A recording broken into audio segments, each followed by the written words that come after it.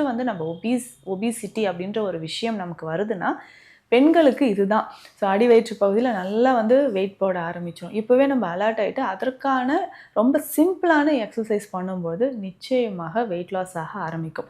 இதுவே இதில thyroid involvement இருக்குன்னு வச்சுக்கோங்களேன், நம்ம கவனத்தில வைக்க வேண்டியது. அப்ப அந்த தைராய்ட வந்து ரெகுலேட் பண்ணணும். ஸோ நிறைய பேருக்கு இந்த தைராய்டு ஹார்மோன் இர்ரெகுலரா இருக்கு. ஹைப்போதைராய்டிசம் இருக்கு, இல்ல ஹைப்பர் தைராய்டிசம் இருக்குன்னா, ரொம்ப ரொம்ப சிம்பிளா இந்த வழிமுறைய ஃபாலோ பண்ணலாம். ஸோ இந்த தைராய்டு இருக்கவங்களும் வெயிட் லாஸ் பண்ணுறதுக்கும் சேர்த்து ஒரு கஷாய வகையை நான் சொல்கிறேன்.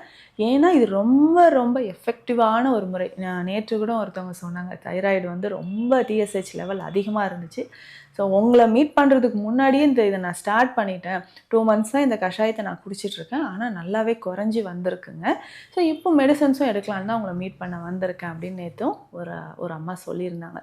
ஸோ இதை நீங்கள் வந்து மெடிசன்ஸே எடுக்கலைனாலும் தைராய்டுக்கு இது வந்து ஒரு சப்போர்ட்டிவ் மெடிசன் மாதிரி நீங்கள் கண்டினியூ பண்ணிக்கிட்டே வந்தீங்கன்னா, தைராய்டோட ரிசல்ட் நமக்கு நல்லாவே பாசிட்டிவாக இருக்கும்.